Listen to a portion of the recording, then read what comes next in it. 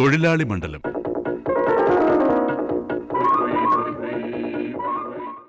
തൊഴിലാളി മണ്ഡലത്തിൽ ഇന്ന് മേക്കപ്പ് ആർട്ടിസ്റ്റായ സീമ വിനീതുമായുള്ള അഭിമുഖം.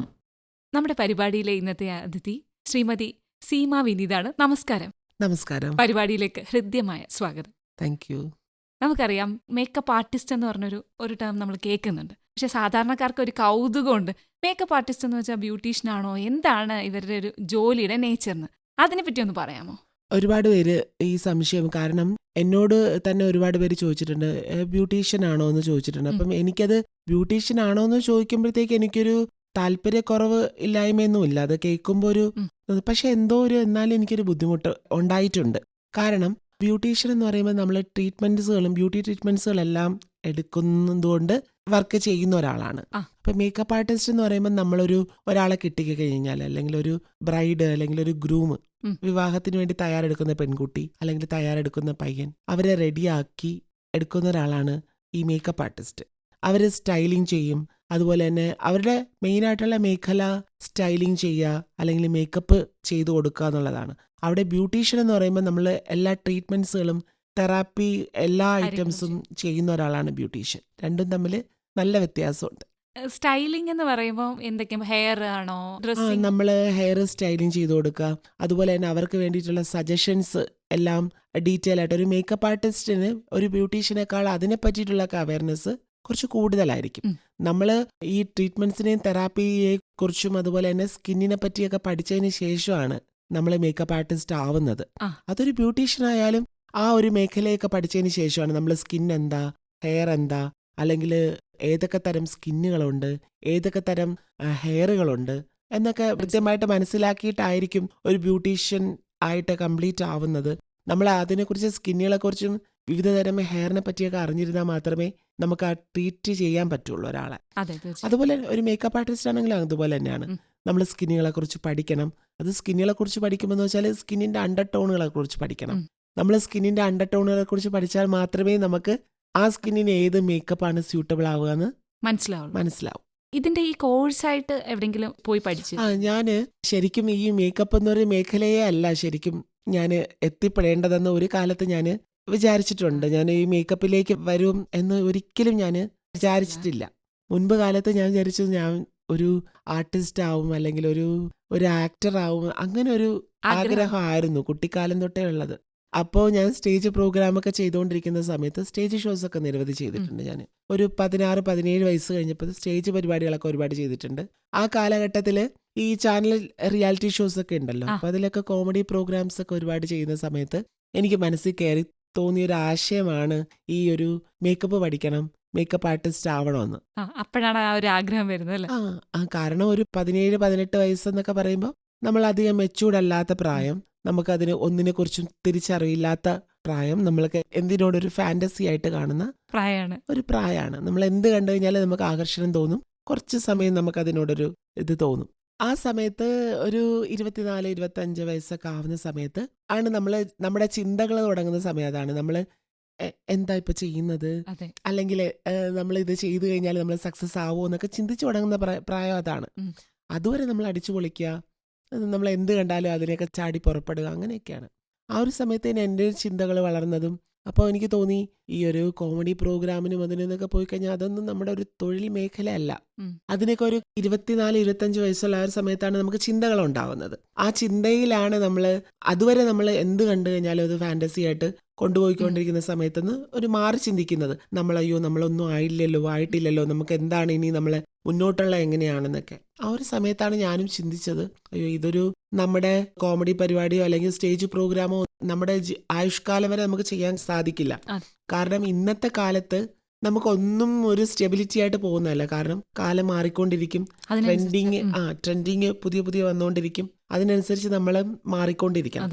അപ്പൊ അതിനനുസരിച്ച് ആണ് ഇന്നത്തെ മനുഷ്യന്റെ ജീവിതം. അപ്പൊ നാളെ എന്താവുമെന്ന് നമുക്കറിയില്ല, പക്ഷെ ഇന്ന് എന്താണെന്നുള്ളത് നമ്മൾ അപ്ഡേറ്റഡ് ആയിട്ടിരിക്കണം. അപ്പൊ ഞാൻ കരുതി, എന്താണ് എനിക്ക് ഒരു തൊഴിലായിട്ട് ചെയ്യാൻ പറ്റുക?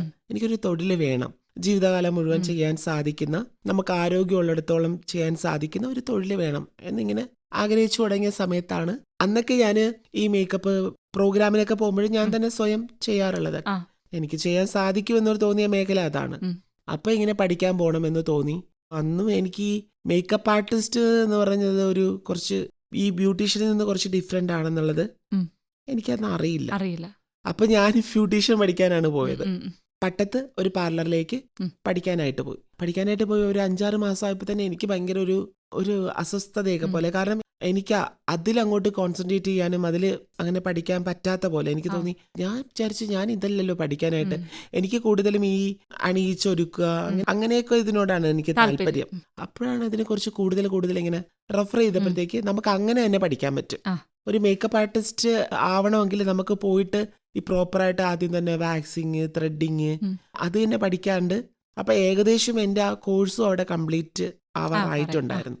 അപ്പൊ എനിക്ക് അവിടെ നിന്നൊന്നും അത്ര നോളജ് കിട്ടിയില്ല. അപ്പൊ എനിക്ക് അതല്ല വേണ്ടത്. എനിക്ക് മേക്കപ്പിന്റെ വിവിധ തലങ്ങൾ, അതിന്റെ ക്രിയേറ്റിവിറ്റി, ഹെയറിന്റെ സ്റ്റൈലിങ്, അതിനെക്കുറിച്ചൊക്കെയാണ് പഠിക്കേണ്ടത്. അപ്പൊ അതിനെക്കുറിച്ച് അന്വേഷിച്ചപ്പോഴത്തേക്കും ബാംഗ്ലൂർ ഒരു ഇൻസ്റ്റിറ്റ്യൂട്ട് ഉണ്ടെന്ന് പറഞ്ഞു, കളേഴ്സ് ഇൻസ്റ്റിറ്റ്യൂട്ട്.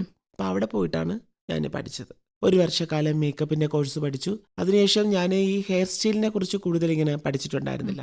അപ്പൊ എന്റെ കമ്മ്യൂണിറ്റി തന്നെയുള്ള ഒരു കുട്ടിയോട് ഞാനിങ്ങനെ, ആ കുട്ടി ഹെയർ സ്റ്റൈലിംഗ് ഒക്കെ അറിയാം. അപ്പൊ ആദ്യമായിട്ടൊരു വർക്ക് കിട്ടി. അപ്പൊ ആ വർക്കിന് പോകുന്ന സമയത്ത് ആ കുട്ടീനെ വിളിച്ചു. ആ കുട്ടി വരാന്നൊക്കെ ഏറ്റവും സമ്മതിച്ചു. രാത്രിയാണ് പോകുന്നത്, ആലപ്പുഴയാണ് വർക്ക്. പോകുന്ന സമയത്ത് ഫോൺ എടുക്കുന്നില്ല. ഫോണൊക്കെ സ്വിച്ച് ഓഫ് ചെയ്ത് വെച്ചു. അപ്പോൾ പറ്റിച്ചു എന്ന് മനസ്സിലായി. കാരണം എൻ്റെ കൂടെ ഒരു ചേച്ചി വരുന്നുണ്ട്, ജാസ്മിൻ എന്ന പേരുള്ള. അപ്പൊ ഞാൻ ആകെ പെട്ടുപോയി. അങ്ങനെ ഇപ്പൊ എന്താ ചെയ്യാന്നിങ്ങനെ ആലോചിച്ചു. ഇനിയിപ്പോ ചെയ്തല്ലേ പറ്റുള്ളൂ. അപ്പൊ കുറച്ചൊക്കെ അറിവുണ്ട് ഹെയർ സ്റ്റൈലിനെ പറ്റിയിട്ട്, കുറച്ചൊക്കെ അറിവുണ്ട്. പിന്നെ ഞാൻ 2 കൽപ്പിച്ച് പോയിട്ട് ആ കല്യാണ മേക്കപ്പ് ചെയ്ത് നന്നായിട്ട് തന്നെ പെർഫെക്റ്റ് ആയിട്ട് തന്നെ ഹെയർ ചെയ്തപ്പോൾ എനിക്കൊരു കോൺഫിഡൻസ് ആയി. എനിക്ക് ചെയ്യാം എന്നുള്ളൊരു കോൺഫിഡൻസ് തന്നു. ഹെയർ സ്റ്റൈലിംഗ് എനിക്ക് ചെയ്യാൻ പറ്റും എന്നുള്ള തോന്നി. അങ്ങനെയാണ് പോയിട്ട് ഹെയർ സ്റ്റൈലിംഗ് പഠിച്ചു. പിന്നെ ഒരു 6 മാസക്കാലം പഠിച്ചാണ് കംപ്ലീറ്റ് ആവുന്നത്. പിന്നെ ഇപ്പോഴും ഞാൻ വിചാരിക്കുന്നത് കുറെ മേക്കപ്പ് എന്ന് പറയുമ്പോൾ നമുക്ക് വിവിധ തരത്തിലുള്ള മേക്കപ്പുകളുണ്ട്. നമ്മള് ഒരു ആർട്ടിസ്റ്റ് മേക്കപ്പ് എന്ന് പറയുമ്പോൾ നമ്മള് ക്യാരക്ടർ മേക്കപ്പ് എന്ന് പറഞ്ഞിട്ടുണ്ട്. അപ്പൊ നമ്മൾ ക്യാരക്ടറുകളെ മേക്കപ്പ് ചെയ്യുന്നതാണ്. നമ്മള് ഇപ്പൊ ഒരു അച്ഛൻ, അമ്മ, ആ ക്യാരക്ടറായിട്ട് നമുക്ക് മേക്കപ്പ് ചെയ്യുന്നത് ക്യാരക്ടർ മേക്കപ്പാണ്.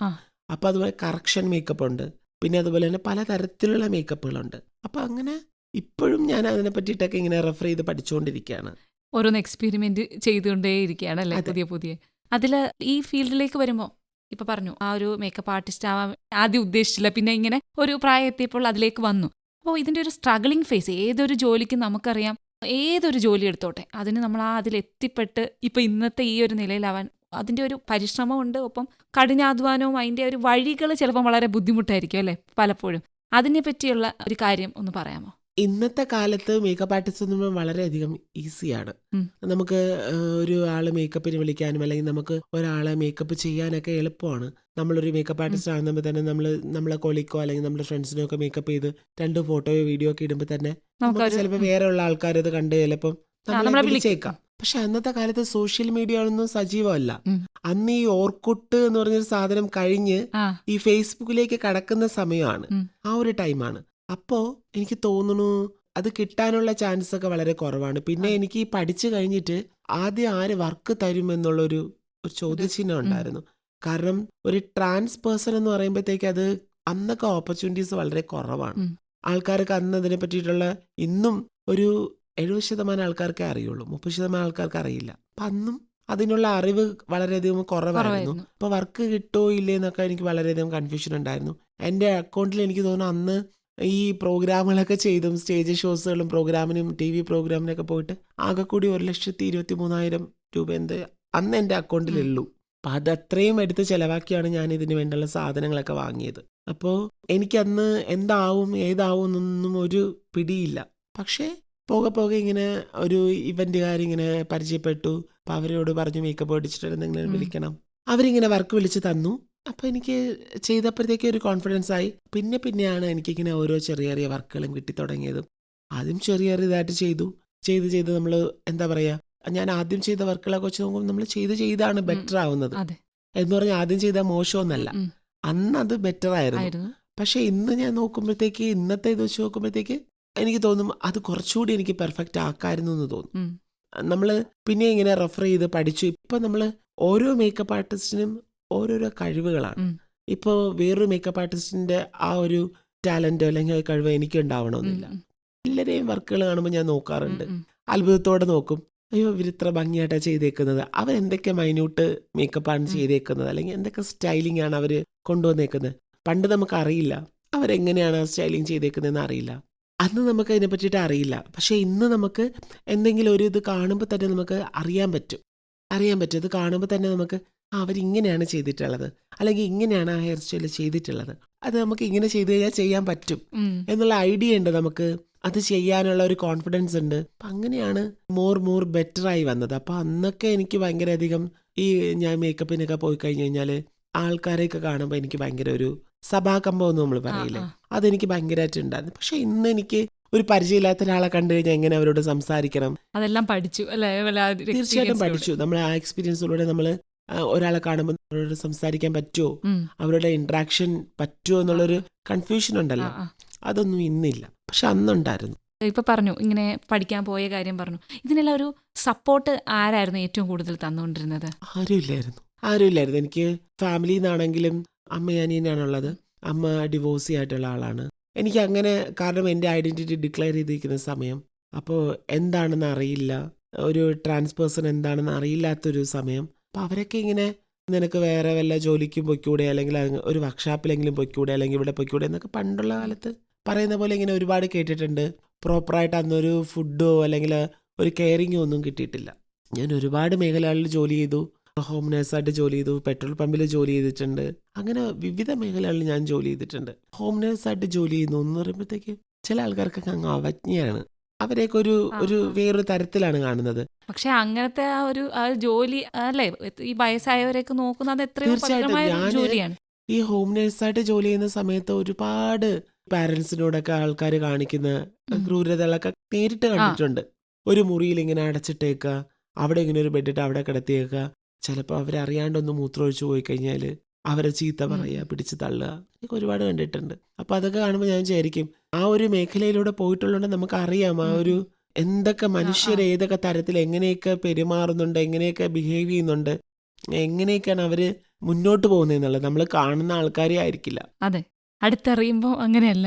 ഒന്നുമില്ലായ്മയിൽ ആരും ഉണ്ടാവില്ല എന്ന് തിരിച്ചറിഞ്ഞ ഒരുപാട് സന്ദർഭങ്ങളുണ്ട്. കാരണം നമുക്ക് ആൾക്കാരുണ്ടാവേണ്ടത്, ആരെങ്കിലും ഒരാളെങ്കിലും, ഒരു സുഹൃത്താവട്ടെ അല്ലെങ്കിൽ നമ്മളെ വീട്ടുകാരാവട്ടെ, ആരെങ്കിലും ഒരാളെങ്കിലും ഉണ്ടാവേണ്ടത് നമ്മളെ ഒന്നുമില്ലായ്മയിലാണ്, നമ്മൾ അതെ. സ്ട്രഗിൾ ചെയ്യുന്ന സമയത്താണ്. ആ എല്ലാം ഓക്കെ ആവും, ഉം. എന്ന് എല്ലാ നമുക്കൊരു സപ്പോർട്ട് ഒരു സപ്പോർട്ട് തരാനായിട്ട് ഒരാൾ ഉണ്ടാവണം. എന്നാൽ മാത്രമേ നമ്മൾ ഒരാൾ അത്രയും ഉറപ്പോടുകൂടി കോൺഫിഡൻസോടുകൂടി നമ്മൾ ഒരു കാര്യം ചെയ്യാനായിട്ട് അവർക്ക് ഒരു ഉന്മേഷം ഉണ്ടാവുക എന്ന് പറയില്ലേ, അല്ലെങ്കിൽ അവർക്കൊരു ഊർജം കിട്ടുക എന്ന് പറയില്ലേ, അതാ എല്ലാം ഓക്കെ ആവും, ചെയ്താൽ മതി, അല്ലെങ്കിൽ നീ അതിനുവേണ്ടി പരിശ്രമിക്കുന്നുണ്ടല്ലോ, അല്ലെങ്കിൽ നിനക്കത് സാധിക്കുമെന്ന് പറഞ്ഞു തരാൻ വേണ്ടിയിട്ട് ആരെങ്കിലും ഒരാൾ വേണം. പക്ഷെ എനിക്ക് അങ്ങനെ ഉണ്ടായിട്ടേ ഇല്ല. അങ്ങനെ ആരും എൻ്റെ ലൈഫിൽ എനിക്ക് തോന്നുന്നു ആരും അന്ന് ഉണ്ടായിട്ടില്ല. തൊഴിലാളി മണ്ഡലത്തിൽ നമ്മൾ ഇതുവരെ കേട്ടത് മേക്കപ്പ് ആർട്ടിസ്റ്റായ സീമ വിനീതുമായി സെവിൽ ജുഹാൻ നടത്തിയ അഭിമുഖത്തിന്റെ ആദ്യ ഭാഗം. ഈ അഭിമുഖത്തിന്റെ അവസാന ഭാഗം അടുത്ത ബുധനാഴ്ച രാത്രി 7:35 തൊഴിലാളി മണ്ഡലത്തിൽ കേൾക്കാം. നിർവഹണ സഹായം സുനിത ആനന്ദ്.